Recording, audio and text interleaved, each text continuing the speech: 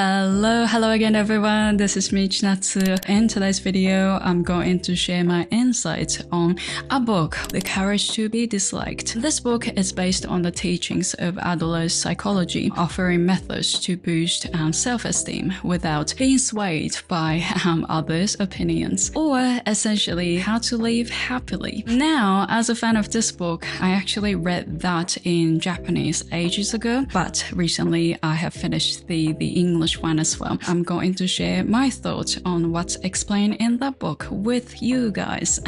In this video, I'd like to connect what I have learned, essentially psychology, or I would say hacks to be happy with English learning. Interesting combo. However, I think I have learned quite a few things regarding language learning. I hope you guys get something out of this content. That's my hope. Please note that the quotations that I use here are from the English version. The Japanese translations used in this video are all from me. It's translated by me. If you have read the Japanese version, you might find it a bit funny because the wording is not the same. It's because it's my wording. I've got a reason for it, because even like translations, how I understood the English one, I just wanted to express it in my own way. I wanted to tell you how I understood, of course, as a concept, and also in Japanese, like in my own wording as well. So I hope you guys understand that. Anyhow, I hope you guys enjoy this video. I just want to let you know that because of my stupid nose, again, I can't say some words properly still, so bear with me. As always, if you have got any questions, comments, please let me know. If you haven't subscribed to my channel yet, you're more than welcome to as well. Alright, let's get right into it. So when you start reading this book, you will come across a chapter on trauma first. It's a bang, isn't it? In Adler's psychology, trauma is completely denied, regardless of the circumstances. It's such a strong statement. Some people might not agree with it completely, but let me explain. Let me break it down for you. As I read that chapter, instantly I thought I can talk about English learning regarding the matter. So I have to be a little bit bitter from now on, but it's all for your sake. Bear with me. The key word here is definitely language learning, trauma, and excuses. Alright, let's dig in. For example, regarding English learning, have any of you guys felt like self-conscious, about your English levels, or I don't know, how you speak and stuff, and probably some people have been laughed by someone. Have you ever experienced that? I feel sorry about it, but I think many people actually went through that, which is not fun, but well. And then even if you haven't been openly laughed or anything, have you ever felt judged by people around you? In my case, yes, I have. I don't know if I'm allowed to talk about this in public, but I feel like it's out of expiry date, so I think I can talk about it now. I used to have a Japanese boss. It's in Australia. I always felt like she was judging my English, not my work itself. She was sort of checking my English. Her English was impeccable, but she was too judgmental. I don't know. I feel like she didn't evaluate my work properly, not what I do at work, but I think it was not very fair. It was such a bitter experience. I don't know what to say about it still, but it was not fun, and I still feel a bit complicated about it.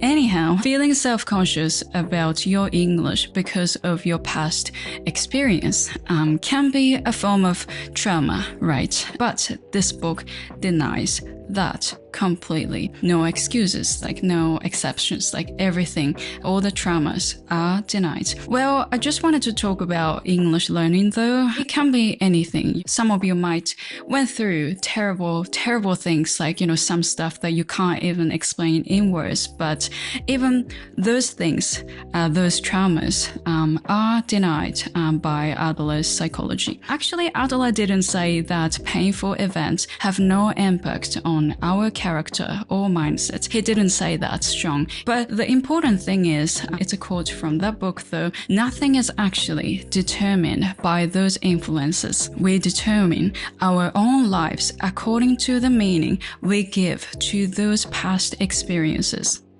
Your life is not something someone gives you, but something you choose yourself. And you're the one who decides how you live. So in other words, in my own words, you're the one who decides what those events mean to you. The book also says we don't live in an objective world. We live in a subjective world. The book also says no experience is itself a cause of success or failure. We do not suffer from the shock of our experiences, the so-called trauma, but instead we make out of them whatever suits our purposes. We are determined by our experiences, but the meaning we give them is self-determined. I took the part like this. Things happen in life, right? Like anything could happen in life. And sometimes it's a common saying, like, happened. I'm not gonna swear in my videos. Happens.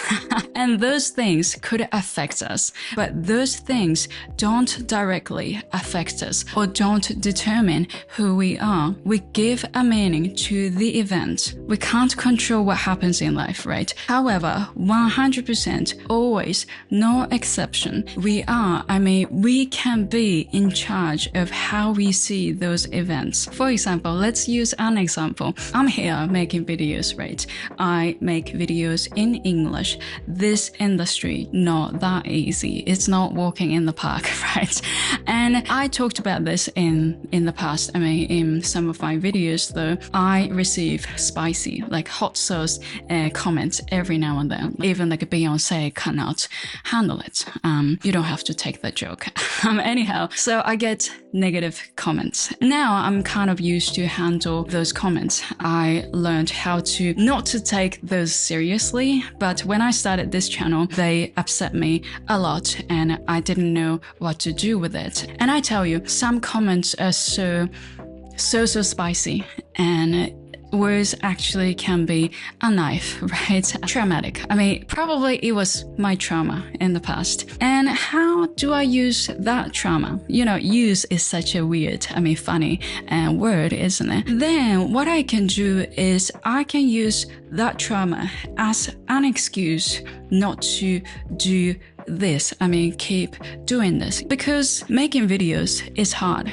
Speaking English in front of the camera, it's not easy. What can I do? I can, tell myself like, hey, making videos is hard. In the end, what I gain is those negative comments. So I quit. I'm over it. Actually, I can do that. But hold on a second. But me being affected by those comments, negative comments, is actually my choice, right? Like it's me who is considering using them as a reasonable excuse to take the easy way, such as quit this YouTube channel and whine about it to my friends and doing nothing and stay in my bed and crying. It's also my choice. Are you still with me? So let's think about other things, such as because someone laughed at my English, I can't speak English in public. I don't feel like speaking to someone in English because it's scary. Someone is gonna laugh at me again. And because my teacher from high school, they told me that I'm stupid, I'm dumb. So you know what? I can't study. Even I try, it's not gonna go